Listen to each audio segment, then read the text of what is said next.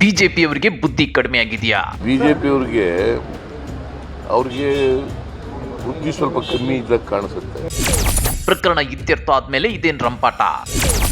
High command ಹೇಳೋವರೆಗೂ alert ಆಗಿರ್ಲಿಲ್ವಾ ಅಶೋಕ್? ಮುಳುಗುವವನಿಗೆ ಹುಲ್ಲು ಕಟ್ಟಿ ಆಸರೆ ಅನ್ನೋ ಹಾಗಾಗಿದೆ ಬಿಜೆಪಿ ನಾಯಕರ ವರಸೆ. ಕರ್ನಾಟಕ ವಿಧಾನಸಭಾ ಚುನಾವಣೆಯಲ್ಲಿ ಹೀನಾಯವಾಗಿ ಸೋತು ಸುಣ್ಣವಾದ ಮೇಲೆ ಹಿಜಾಬ್, ಹಲಾಲ್, ಆಜನ್ ಅಂತ ಕೆಲ ವಿಷಯಗಳನ್ನ ಸೈಡ್ಗಿಟ್ಟು ಬೇರೆ ವಿಷಯಗಳನ್ನ ಹುಡುಕುತ್ತಾ ಕೂತಿದ್ರು.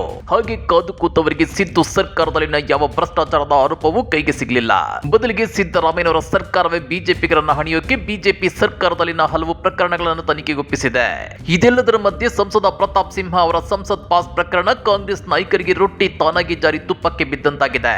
ಹೀಗಾಗಿ ಬಿಜೆಪಿಗರ ವ್ಯತೆ ಕಾದ ಕಬ್ಬಿಣದ ಮೇಲೆ ತಣ್ಣೀರು ಸುರಿದಂತಾಗಿತ್ತು. ಪರಿಸ್ಥಿತಿ ಹೀಗಿರುವಾಗಲೇ ಬೆಳಗಾವಿಯ ಮಹಿಳೆಯೊಬ್ಬಳ ಬೆತ್ತಲೆ ಪ್ರಕರಣ ಬಿಜೆಪಿಗೆ ಇದೀಗ ಬ್ರಹ್ಮಾಸ್ತ್ರವಾಗಿದೆ. ಆದ್ರೆ ಈ ಬ್ರಹ್ಮಾಸ್ತ್ರ ಕೂಡ ಬಿಜೆಪಿಗೆ ತಿರುಗುಬಾಣವಾಗೋ ಎಲ್ಲ ಸಾಧ್ಯತೆ ಇದೆ. ಅದು ಹೇಗೆ ಅಂದ್ರ ಅದನ್ನ ಡೀಟೇಲ್ ಆಗಿ ತೋರಿಸ್ತೇವೆ. ಆದ್ರೆ ಅದಕ್ಕಿಂತ ಮೊದಲು ಹಲೋ ಕನ್ನಡ ಯೂಟ್ಯೂಬ್ ಚಾನೆಲ್ ಅನ್ನ ಸಬ್ಸ್ಕ್ರೈಬ್ ಮಾಡ್ಕೊಳ್ಳಿ. ಹಾಗೇನೇ ಪಕ್ಕದಲ್ಲಿರೋ ಬೆಲ್ ಬಟನ್ ಅನ್ನು ಪ್ರೆಸ್ ಮಾಡಿ. ಬಿಜೆಪಿಯವರಿಗೆ ಅವ್ರಿಗೆ ಬುದ್ಧಿ ಸ್ವಲ್ಪ ಕಮ್ಮಿ ಇದ್ದಾಗ ಕಾಣಿಸುತ್ತೆ. ಸಿದ್ದರಾಮಯ್ಯ ಹೇಳಿದ್ದು ಅಕ್ಷರಶಃ ನಿಜ. ಬಿಜೆಪಿಯವರಿಗೆ ಸ್ವಲ್ಪ ಬುದ್ಧಿ ಕಡಿಮೆಯಾಗಿದೆ. ಯಾಕಂದ್ರೆ ಬೆಳಗಾವಿಯಲ್ಲಿ ಮಹಿಳೆಯೊಬ್ಬಳ ಬೆತ್ತಲೆ ಪ್ರಕರಣ ನಡೆದಿದ್ದು ಡಿಸೆಂಬರ್ 11ರಂದು. ರಾಜ್ಯ ಸರ್ಕಾರ ಅವತ್ತೇ ಅಲರ್ಟ್ ಆಗಿತ್ತು. ಈ ಪ್ರಕರಣ ನಡೆದು 24 ಗಂಟೆಯೊಳಗೆ ಪೊಲೀಸರು ಆರೋಪಿಗಳ ಹಿಡಿಮುರಿ ಕಟ್ಟಿ ಜೈಲಿಗೆ ಕಳಿಸಿದ್ದಾರೆ. ಜೊತೆಗೆ ಸಂತ್ರಸ್ತೆಗೆ 2 ಎಕರೆ ಜಮೀನು, 5 ಲಕ್ಷ ಪರಿಹಾರವನ್ನ ರಾಜ್ಯ ಸರ್ಕಾರ ಘೋಷಣೆ ಮಾಡಿದೆ. ಇದೆಲ್ಲ ಮುಗಿದು 4 ದಿನ ಆದ್ಮೇಲೆ ಅಂದ್ರೆ ಡಿಸೆಂಬರ್ 14ರಂದು ಬಿಜೆಪಿ ನಾಯಕರು ಈ ಪ್ರಕರಣದ ವಿರುದ್ಧ ದೊಡ್ಡ ಮಟ್ಟದ ಹೋರಾಟಕ್ಕಿಳಿದಿದ್ದಾರೆ. ಇಂಟ್ರೆಸ್ಟಿಂಗ್ ವಿಷಯ ಏನಂದ್ರೆ ಕೇಂದ್ರ ಬಿಜೆಪಿ ನಾಯಕರು ವಿಪಕ್ಷ ನಾಯಕ ಆರ್ ಅಶೋಕ್ ಅವರಿಗೆ ಅಲರ್ಟ್ ಮಾಡೋವರೆಗೂ ಇಲ್ಲಿನ ಬಿಜೆಪಿ ನಾಯಕರು ಅಲರ್ಟ್ ಆಗಿರ್ಲೇ ಇಲ್ಲ. ಇದನ್ನ ಯತ್ನಾಳ್ ಅವರೇ ಹೇಳ್ತಾರೆ ಕೇಳಿ. ಬಹುಶಃ ನಮ್ಮ ಪಕ್ಷದವರು ಗಂಭೀರವಾಗಿ ರಾಜ್ಯದವ್ರು ತಗೊಂಡಿರ್ಲಿಲ್ಲ. ನಿನ್ನೆ ಮುಂಜಾನೆ ಬೆಳಿಗ್ಗೆ 6:30 ಗಂಟೆಗೆ ನಡ್ಡಾ ಅವ್ರ ಫೋನ್ ಬಂದ ಮ್ಯಾಗ ನಮ್ಗೆ 6:30ಗೆ ಫೋನ್ ಮಾಡ್ಯಾರ ನಮ್ಮ ವಿರೋಧ ಪಕ್ಷ ನಾಯಕರು, ಬರ್ರಿ ಎಲ್ಲಿದ್ದೀರಿ ಅಂತ ಹೇಳಿ. ಕೇಳಿದ್ರಲ್ಲ ಯತ್ನಾಳ್ ಅವರು ಹೇಳಿದ್ದನ್ನ. ಹೈಕಮಾಂಡ್ ಹೇಳೋವರೆಗೂ ಆರ್ ಅಶೋಕ್ ಮತ್ತು ರಾಜ್ಯ ಬಿಜೆಪಿ ನಾಯಕರು ಅಲರ್ಟ್ ಆಗಿರ್ಲಿಲ್ವಂತೆ.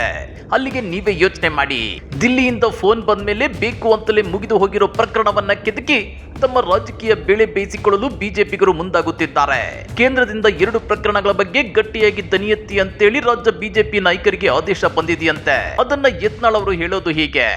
2 ವಿಷಯದಾಗ ನಮ್ಮವ್ರು ಸರಿಯಾಗಿ ಮಾಡ್ಬೇಕಂತೇಳಿ ಮ್ಯಾಗಿನವ್ರ ಆದೇಶ ಇದೆ. ಒಂದು ಬೆಳಗಾವಿಯಲ್ಲಾದಂಥ ಬೆತ್ತಲೆ ಪ್ರಕರಣ, ಇನ್ನೊಂದು DK ಶಿವಕುಮಾರ್ ಭ್ರಷ್ಟಾಚಾರ. ಇವು 2ರ ಬಗ್ಗೆ ನಮ್ಮವ್ರು ಹೇಳಿದರು ಉಗ್ರ ಹೋರಾಟ ಮಾಡ್ತೀನಿ ಅಂತ ಜೋಡೆತ್ತು ಹೇಳಿದ್ದು.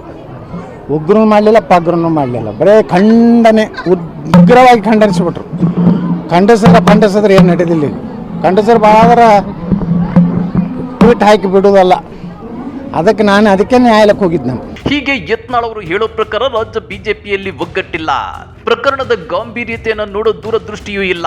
ಹಾಗಾದ್ರೆ ಈ ಪ್ರಕರಣದಲ್ಲಿ ಸರ್ಕಾರ ವಿಪಕ್ಷಗಳಿಗಿಂತ ಮೊದಲು ಎಚ್ಚೆತ್ತು ಆರೋಪಿಗಳನ್ನು ಅರೆಸ್ಟ್ ಮಾಡಿಸಿ ಸಂತ್ರಸ್ತೆಗೆ ಪರಿಹಾರದ ಜೊತೆಗೆ ಸಾಂತ್ವನವನ್ನು ಹೇಳಿದ ಮೇಲೆ ಇದೀಗ ಬಿಜೆಪಿಗರದ್ದೇನು ಕಿತಾಪತಿ?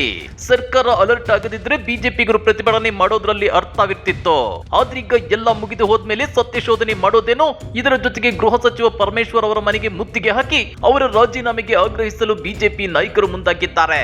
ಈ ಬಗ್ಗೆ ರಿಯಾಕ್ಟ್ ಮಾಡಿರೋ ಸಿಎಂ ಸಿದ್ದರಾಮಯ್ಯ, ರಾಜ್ಯ ಸರ್ಕಾರ ಬೆಳಗಾವಿಯ ಅಮಾನುಷ ಘಟನೆಯನ್ನ ತನಿಖೆ ಮಾಡಿಸುತ್ತಿದೆ. ಆದ್ರೆ ಬಿಜೆಪಿಗರು ಈ ವಿಷಯದಲ್ಲಿ ರಾಜಕೀಯ ಮಾಡ್ತಿದ್ದಾರೆ.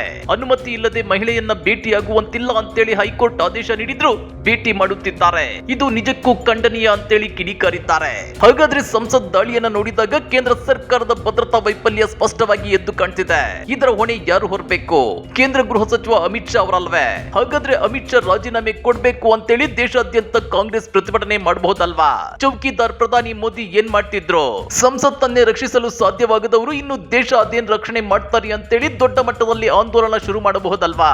ಹಾಗೇನೆ ಮಣಿಪುರ ಹಿಂಸಾಚಾರ ಪ್ರಕರಣದ ವಿವಿಧ ಆಂಗಲ್ ಗಳನ್ನ ಮುಂದಿಟ್ಕೊಂಡು ಲೋಕಸಭಾ ಚುನಾವಣೆಯಲ್ಲಿ ಲಾಭ ಪಡೆಯಲು ಕಾಂಗ್ರೆಸ್ ದೊಡ್ಡ ಮಟ್ಟದಲ್ಲಿ ಪ್ರತಿಭಟನೆಗಳನ್ನ ಮಾಡಬಹುದಲ್ವಾ? ಆದ್ರೆ ಇದೇ ನೋಡಿ ವ್ಯತ್ಯಾಸ ಕಾಂಗ್ರೆಸ್ಗೂ ಬಿಜೆಪಿಗಿರೋದು. ಹಾಗಾದ್ರೆ ಅತ್ಯಾಚಾರ ಪ್ರಕರಣದಲ್ಲಿ ಬಿಜೆಪಿ ನಾಯಕರು ಬೇಳೆ ಬೇಯಿಸಿಕೊಳ್ಳಲು ಮುಂದಾಗಿರೋದ್ರ ಬಗ್ಗೆ ನೀವೇನಂತೀರಾ? ಕಮೆಂಟ್ ಮಾಡಿ, ವಿಡಿಯೋ ಲೈಕ್ ಮಾಡಿ, ಶೇರ್ ಮಾಡಿ. ಇಂಥ ಮತ್ತಷ್ಟು ರೋಚಕ ರಾಜಕೀಯ ಸುದ್ದಿಗಳನ್ನ ಮಿಸ್ ಮಾಡದೆ ನೋಡ್ಬೇಕು ಅಂದ್ರೆ ಹಲೋ ಕನ್ನಡ ಯೂಟ್ಯೂಬ್ ಚಾನಲ್ ಅನ್ನ ಸಬ್ಸ್ಕ್ರೈಬ್ ಮಾಡ್ಕೊಳ್ಳಿ.